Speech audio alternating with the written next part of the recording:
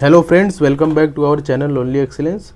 So we are back again with the Hindu 10 words for 12 August 2020. So without wasting any time, we will start right away. So first word that we are going to discuss today is truce. TRUCE. So truce means Hindi अगर इसका बोलें so Hindi इसका होता है, एक तो होता है युद्ध विराम और संधि. ओके, युद्ध विराम संधि, ये इसका हिंदी मतलब होता है.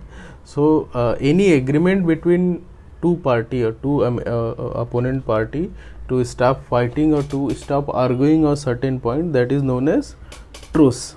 ओके, सो इसका सिमिलर वर्ड अगर बोलें तो एक तो होता है सीज फायर एंड दूसरा होता है peace. These are the similar word for truce. Opposite word अगर बोलें सो अपोजिट वर्ड एक तो हो जाता है हॉस्टिलिटी एंड दूसरा है fighting. So hostility and fighting, these are the two opposite word for truce in English. Okay, next जो वर्ड है हमारा दैट इज टर्मोइल. अब टर्मोइल का हिंदी जो मतलब होता है, एक इसका हिंदी मतलब होता है खलबली. खलबली या शोरगुल वाला माहौल. Okay, so a state of great disturbance or great confusion that is known as turmoil. so similar word इसका जो है, एक तो confusion खुद हो जाता है, एक word इसका confusion, दूसरा है turbulence, and third one is disorder. so confusion, turbulence and disorder, these are the three opposite word for three similar word for turmoil in English. Opposite word अगर बोलें टर्मोइल का, सो एक तो हो जाता है क्वाइट, दूसरा है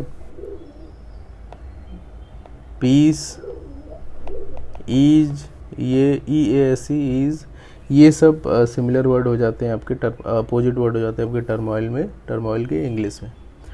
नेक्स्ट जो वर्ड है हमारा दैट इज कॉम्प्लेसेंसी. ओके, ये वर्ड हमने एक बार पहले डिस्कस भी किया सर. सो कॉम्प्लेसेंसी का मतलब होता है कि आत्मसंतुष्टि. आत्मसंतुष्टि,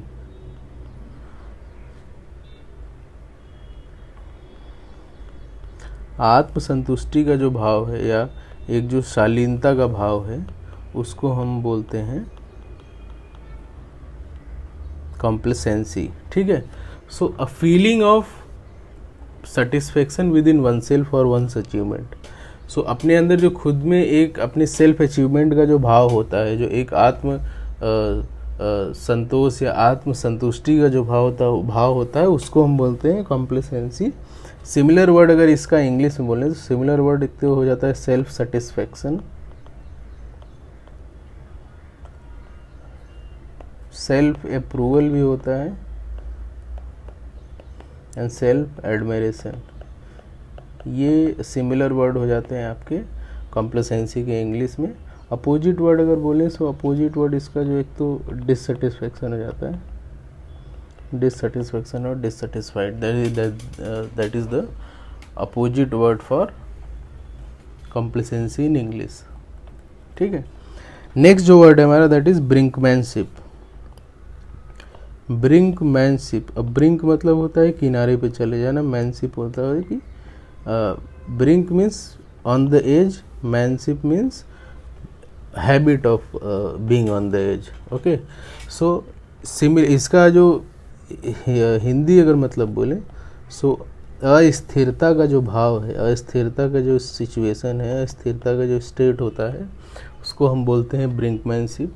सो इंग्लिश वर्ड इसका जो है द आर्ट और practice of pursuing a dangerous policy to the limit of its safety before stopping.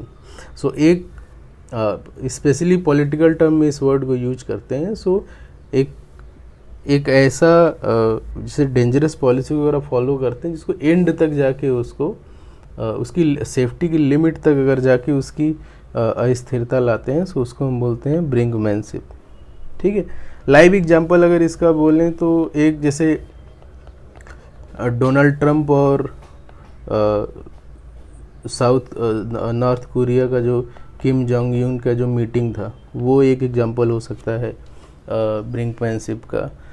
सो ऐसे जो एक्सट्रीम पॉलिटिकल स्कोर सेटल करने के लिए जो एक्सट्रीम स्टेप लिए जाते हैं उसको हम बोलते हैं ब्रिंकमैनशिप। ओके, अभी जैसे एक दूसरा इसका एग्जांपल नेपाल वाले टर्म में भी हो, नेपाल जैसे अभी जो इंडिया के साथ कर रहा है कि बॉर्डर का डिस्प्यूट चल रहा है, बाद में वो आपकी रिलीजियस आइडेंटिटी को इन अ वे उस पर कमेंट करना, उसका बॉर्डर वाला जो उनका नया मैप ले आना। सो वो भी एक एग्जांपल हो सकता है ब्रिंकमैनशिप का। ठीक है, नेक्स्ट जो वर्ड है हमारा दैट इज प्रीएम्प्ट। ठीक है, प्रीएम्प्ट का मतलब होता है कि कोई भी चीज़ होने से पहले उसके प्रिवेंटिव एक्शन ले लेना। सो किसी भी चीज़ के होने से पहले अगर उसका प्रिवेंटिव एक्शन ले लेते हैं या उसको पहले ही एंटिसिपेट करके उसको स्टॉप करते हैं, सो उसको हम बोलते हैं प्रीएम्प्ट। सो सिमिलर वर्ड इसका जो है, सिमिलर वर्ड तो है फोरस्टॉल, दूसरा है prevent and third one is anticipate.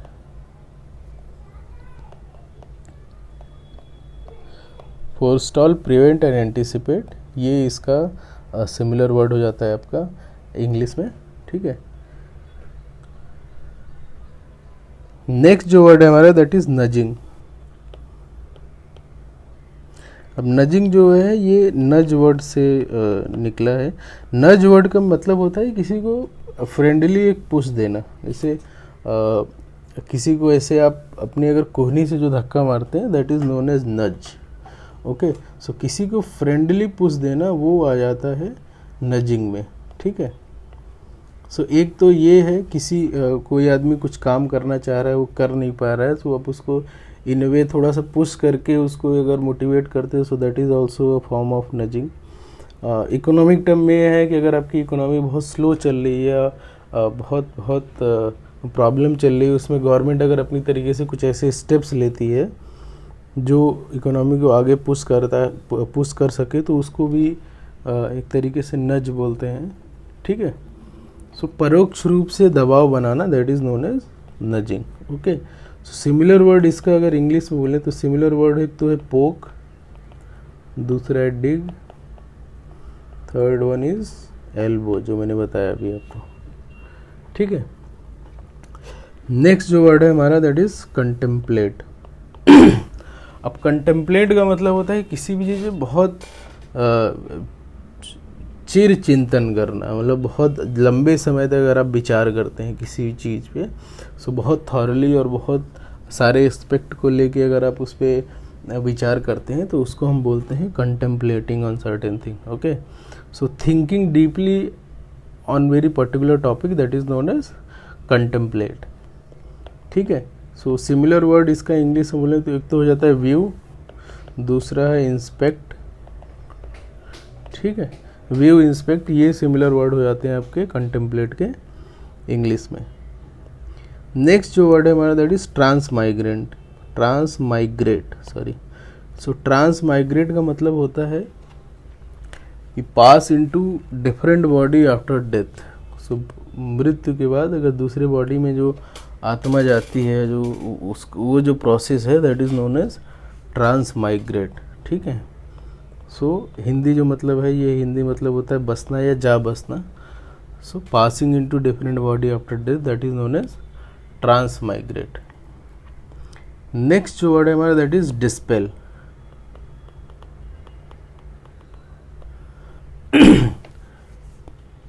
अब डिस्पेल का हिंदी जो मतलब होता है ये होता है दूर होना या दूर हो जाना। ओके, सो डिस्पेल मतलब इसका होता है कि मेकिंग समथिंग डिसअपियर। ओके, सो वहीं से निकला है dispel word. So making something disappear. Similar word अगर इसका बोलें तो सिमिलर वर्ड जब तक तो होता है वैनिश, दूसरा है eliminate and third one is dismiss. ये इसके सिमिलर वर्ड हो जाते हैं इंग्लिश में। ठीक है, अपोजिट वर्ड अगर बोलें डिस्पेल का तो अपोजिट वर्ड तो हो जाता है